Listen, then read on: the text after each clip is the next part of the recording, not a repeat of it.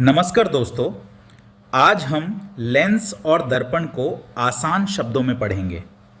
Lens और दर्पण से संबंधित सभी महत्वपूर्ण प्रश्न जो आपकी परीक्षाओं में बार बार पूछे जाते हैं। आप किसी भी सरकारी नौकरी की तैयारी कर रहे हैं तो हमारे चैनल से जरूर जुड़ें। हाँ, मैं भी काफी एक्साइटेड हूँ आज के इस टॉपिक के लिए, क्योंकि ऑप्टिक्स हमेशा से थोड़ा ट्रिकी लगता है। बिल्कुल, और आज हम इसको एकदम सिंपल तरीके से समझेंगे। तो चलो अब पहली स्लाइड देखते हैं। यहाँ इस स्लाइड पर एक दर्पण दिखाया गया है जिससे प्रकाश की किरणें टकराकर लौट रही हैं, और उसके ठीक बगल में एक ट्रांसपेरेंट प्रिज्म रखा है जहां प्रकाश की किरणें बिखरती हुई दिखाई दे रही हैं। अच्छा, तो ये बेसिकली ऑप्टिक्स या प्रकाशिकी के बेसिक बिहेवियर को दिखा रहा है, राइट? एकदम सही। देखो, ऑप्टिक्स फिजिक्स की वो ब्रांच है जो प्रकाश के बिहेवियर को स्टडी करती है। इसमें दो मेन कॉन्सेप्ट समझना जरूरी है। पहला है परावर्तन या रिफ्लेक्शन, मतलब प्रकाश का सतह से टकराकर उसी मीडियम में लौटना। दर्पण इसी सिद्धांत पर काम करता है। और दूसरा है अपवर्तन, मतलब रिफ्रैक्शन। हाँ, रिफ्रैक्शन। इसमें प्रकाश एक पारदर्शी माध्यम से दूसरे में जाने पर मुड़ जाता है, जो कि लेंस का सिद्धांत है। समझ गए। पर स्लाइड के डेटा के हिसाब से मेरा एक सवाल है, सबसे अच्छा प्रकाश परावर्तक या रिफ्लेक्टर किसे माना जाता है? स्रोत के आधार पर अगर देखें तो चांदी यानी सिल्वर को सबसे अच्छा परावर्तक माना जाता है। और जैसा मैंने बताया, दर्पण इसी परावर्तन के सिद्धांत पर काम करता है। हो, चांदी को। ये पॉइंट एग्जाम के लिए इंपॉर्टेंट लग रहा है।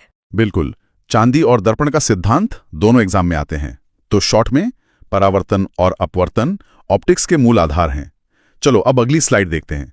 तो इस स्लाइड पर एक लाल रंग का क्यूब यानी घन दिख रहा है, और एक समतल दर्पण में उसका बिल्कुल वैसा ही प्रतिबिंब दिख रहा है। हाँ, एकदम सेम टू सेम लग रहा है अंदर भी। राइट। तो ये समतल दर्पण या प्लेन मिरर के गुण हैं। इसमें प्रतिबिंब हमेशा आभासी यानी वर्चुअल, सीधा और मूल वस्तु के बराबर आकार का बनता है।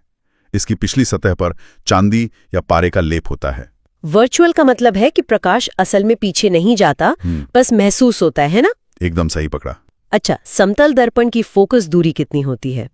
इसकी फोकस दूरी अनंत होती है, यानी इन्फिनिटी। Wait, infinity? ये पॉइंट एग्जाम के लिए इंपॉर्टेंट लग रहा है। हाँ, ये फोकस दूरी अनंत वाला सवाल बहुत क्रूशल है।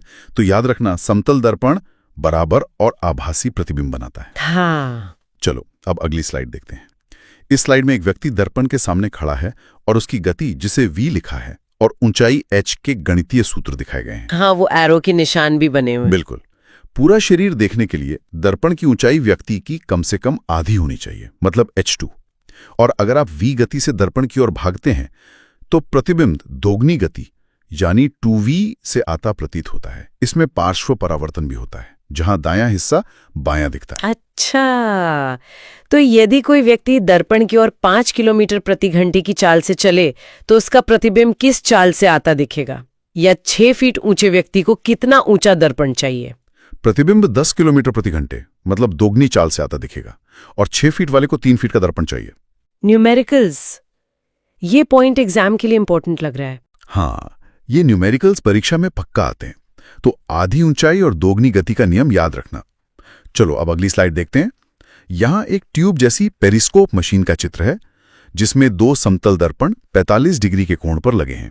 45 डिग्री के एंगल पर? हाँ, पेरिस्कोप का उपयोग पनडुब्बियों में सतह के ऊपर देखने के लिए होता है। इसमें दो समतल दर्पण एक दूसरे के समानांतर और 45 डिग्री के कोण पर होते हैं। और हाँ, यहां बहुदर्शी या कैलिडोस्कोप का भी जिक्र है, जिसमें दर्पणों को कोण पर रखकर अनंत सुंदर पैटर्न बनाए जाते हैं। पनडुब्बियों में समुद्र की सतह देखने के लिए किस उपकरण का प्रयोग होता है? पनडुब्बियों में पेरिस्कोप का ही उपयोग होता है। ये पॉइंट एग्जाम के लिए इंपॉर्टेंट लग रहा है। एकदम। 45 डिग्री एंगल और पनडुब्बी वाला उपयोग दोनों बहुत महत्वपूर्ण है। तो पेरिस्कोप समतल दर्पण का एक बेहतरीन इस्तेमाल है। चलो अब अगली स्लाइड देखते हैं। इस स्लाइड पर एक खोखले कांच के गोले का चित्र है, जिसके दो हिस्से कटे हुए दिख रहे हैं, एक अंदर की ओर और एक बाहर की ओर। थोड़ा चम्मच की तरह लग रहा है। बिल्कुल, ये गोलीय दर्पण हैं जो किसी खोखले कांच के गोले का कटा हुआ हिस्सा होते हैं। अवतल दर्पण की परावर्तक सतह अंदर की ओर धंसी होती है और उत्तल दर्पण की सतह बाहर की ओर उभरी होती है। तो वो दर्पण जिसकी परावर्तक सतह अंदर की ओर वक्रित होती है, उसे क्या कहते हैं? उसे अवतल दर्पण कहते हैं। तो दोनों गोलीय दर्पणों का ये एक बेसिक परिचय था। चलो अब अगली स्लाइड देखते हैं। यहाँ स्लाइड पर प्रकाश की पीली किरणें दर्पण से टकराकर एक ही बिंदु पर सिकुड़ती हुई, मतलब कन्वर्ज होती हुई दिखाई दे रही हैं। हाँ, सब एक जगह मिल रही हैं सेंटर में। यही अवतल दर्पण की खासियत है। ये प्रकाश को सिकोड़ता है, इसलिए इसे अभिसारी दर्पण या कन्वर्जिंग मिरर कहते हैं। ये ज्यादातर वास्तविक और उल्टा प्रतिबिंब बनाता है, और हाँ, ये छोटी चीजों को बड़ा या मैग्नीफाई भी करता है। किस दर्पण को अभिसारी दर्पण भी कहा जाता है? अवतल दर्पण को ही अभिसारी दर्पण कहा जाता है। अभिसारी, ये पॉइंट एग्जाम के लिए इंपॉर्टेंट लग रहा है। बिल्कुल, अभिसारी या कन्वर्जिंग शब्द यहाँ बहुत महत्वपूर्ण है। तो अवतल दर्पण प्रकाश को सिकोड़ने का काम करता है। चलो अब अगली स्लाइड देखते हैं। इस स्लाइड पर मेडिकल दर्पण, डिश एंटीना या सोलर कुकर और गाड़ियों की हेडलाइट के चित्र दिखाई दे रहे हैं। मतलब ये सब अवतल दर्पण के इस्तेमाल है? हाँ, ये इसके वास्तविक उपयोग हैं। चिकित्सा में ईएनटी डॉक्टर और डेंटिस्ट दांतों और गले का बड़ा प्रतिबिंब देखने के लिए इसका उपयोग करते हैं। वाहनों की हेडलाइट्स में प्रकाश को दूर तक फोकस करने, सोलर कुकर में हीट फोकस करने और शेविंग मिरर में चेहरा बड़ा देखने के लिए इसका उपयोग होता है। वाहनों की हेडलाइट्स में कौन सा दर्पण प्रयोग होता है? वाहनों की हेडलाइट में अवतल दर्पण का ही प्रयोग होता है। ये पॉइंट एग्जाम के लिए इंपॉर्टेंट लग रहा है। हाँ, क्योंकि ये जो उपयोग हैं ये परीक्षा में बहुत बार पूछे जाते हैं। तो अवतल दर्पण के उपयोगों का हमारा रिवीजन हो गया। चलो अब अगली स्लाइड देखते हैं। इस स्लाइड में प्रकाश की किरणें दर्पण से टकराकर फैलती हुई यानी डाइवर्ज होती दिख रही हैं। पिछले वाले में सिकुड़ रही थी, इसमें फैल रही हैं। एग्जैक्टली, ये उत्तल दर्पण है जो प्रकाश की किरणों को फैला देता है, इसलिए इसे अपसारी दर्पण कहते हैं। ये हमेशा आभासी, सीधा और वस्तु से छोटा प्रतिबिंब बनाता है, और इसी वजह से ये बड़े क्षेत्रों को एक छोटे दर्पण में समेट लेता है। किस दर्पण द्वारा बना प्रतिबिंब हमेशा आभासी, सीधा और छोटा होता है? उत्तल दर्पण द्वारा। यही इसकी सबसे बड़ी पहचान है। हमेशा आभासी और छोटा, ये पॉइंट एग्जाम के लिए इंपॉर्टेंट लग रहा है। मैं भी इसकी पुष्टि करता हूं। तो उत्तल दर्पण अपसारी है और हमेशा छोटा प्रतिबिंब बनाता है। चलो अब अगली स्लाइड देखते हैं। यहां एक कार के साइड मिरर का चित्र है, जिसमें चौड़ी सड़क दिख रही है। साथ ही स्ट्रीट लाइट और एक गोल सिक्योरिटी मिरर का चित्र भी है। साइड मिरर में पूरा पीछे का ट्रैफिक कवर हो रहा है। हाँ, यही इसका मेन यूज है।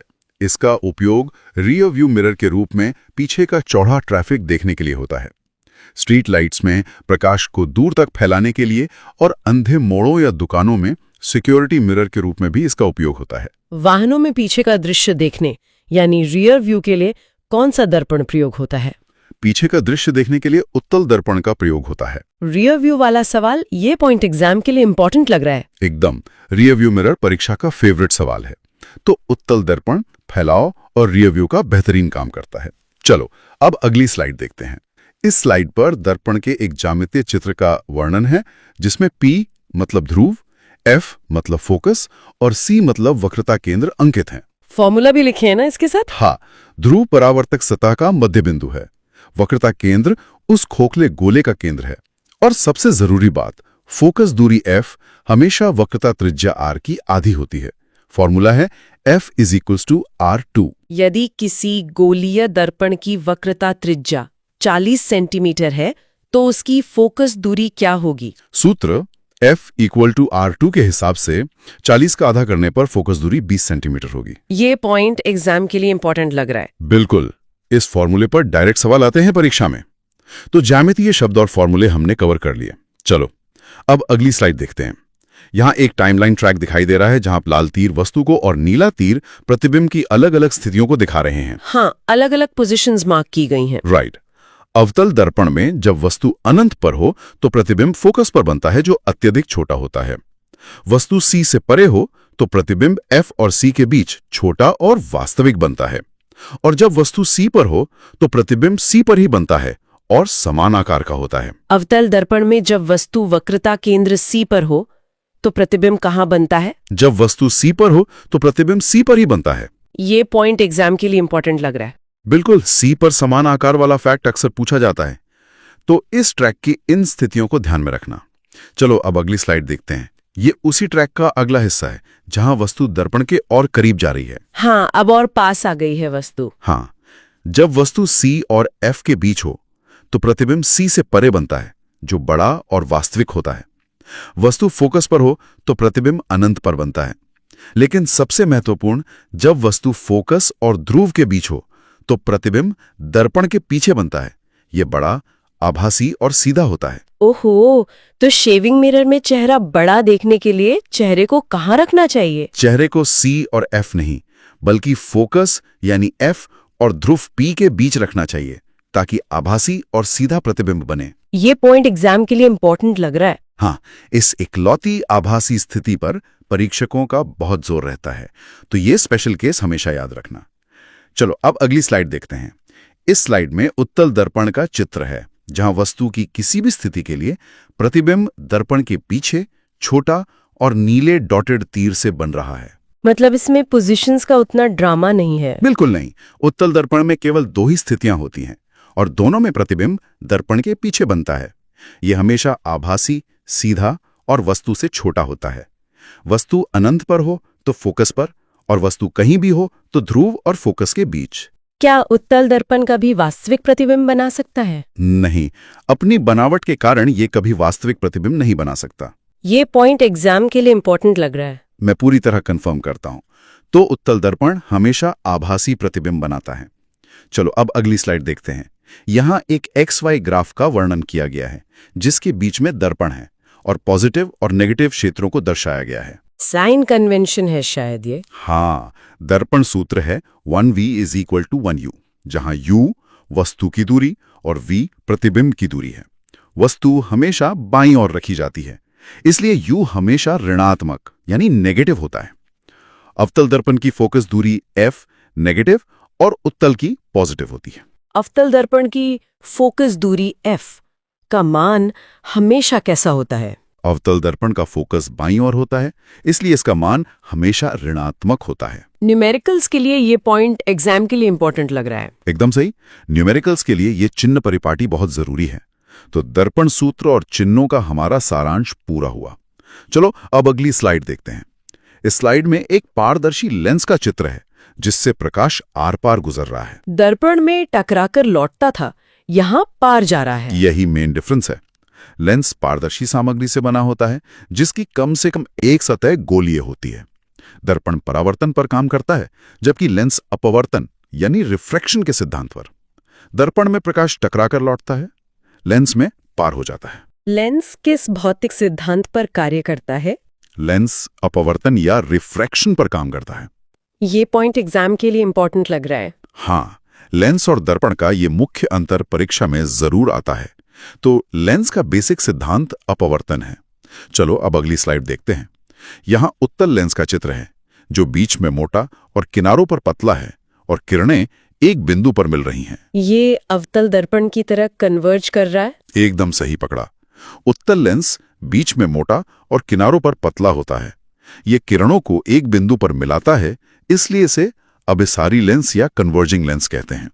ये अवतल दर्पण की तरह ही काम करता है, मतलब ज्यादातर वास्तविक और उल्टा प्रतिबिंब बनाता है। किस लेंस को अभिसारी लेंस भी कहा जाता है? उत्तल लेंस को ही अभिसारी लेंस कहा जाता है। अभिसारी लेंस, ये पॉइंट एग्जाम के लिए इंपॉर्टेंट लग रहा है। बिल्कुल, उत्तल लेंस ही अभिसारी लेंस है, ये कंफर्म है। तो उत्तल लेंस के इस अभिसारी गुण को याद रखें। चलो अब अगली स्लाइड देखते हैं। इस स्लाइड पर आंख की रेटिना पर फोकस होती किरणें, एक मैग्नीफाइंग ग्लास और माइक्रोस्कोप का चित्र है। मतलब ये उत्तल लेंस के डेली यूज वाले एप्लीकेशंस हैं। हाँ, दूरदृष्टि दोष यानी हाइपरमेट्रोपिया को ठीक करने के लिए उत्तल लेंस वाले चश्मे का उपयोग होता है। मैग्नीफाइंग ग्लास असल में एक उत्तल लेंस ही है। इसके अलावा सूक्ष्मदर्शी, दूरबीन और कैमरों में भी इसका उपयोग होता है। दूरदृष्टि दोष को दूर करने के लिए किस लेंस का उपयोग किया जाता है? इसके लिए उत्तल लेंस का उपयोग किया जाता है। ये बीमारियों वाले सवाल, ये पॉइंट एग्जाम के लिए इंपॉर्टेंट लग रहा है। हाँ, दूरदृष्टि दोष और उत्तल लेंस का जोड़ा एग्जाम के लिए पक्का है। तो उत्तल लेंस के उपयोगों का सारांश यहीं खत्म होता है। चलो अब अगली स्लाइड देखते हैं। इस विजुअल में अवतल लेंस का चित्र है, जो बीच में पतला और किनारों पर मोटा है। साथ ही पानी के अंदर एक हवा का बुलबुला दिख रहा है, जो किरणों को फैला रहा है। बुलबुला, ये थोड़ा अलग लग रहा है। हाँ, पहले अवतल लेंस को समझो। ये बीच में पतला और किनारों पर मोटा होता है। इसे अपसारी यानी डाइवर्जिंग कहते हैं। ये उत्तल दर्पण की तरह हमेशा आभासी, सीधा और छोटा प्रतिबिंब बनाता है। अब बुलबुले की बात करें तो पानी के अंदर हवा का बुलबुला हमेशा एक अवतल लेंस की तरह ही व्यवहार करता है। ओहो, तो पानी में हवा का बुलबुला किस लेंस की तरह कार्य करता है? ये हमेशा अवतल लेंस की तरह कार्य करता है।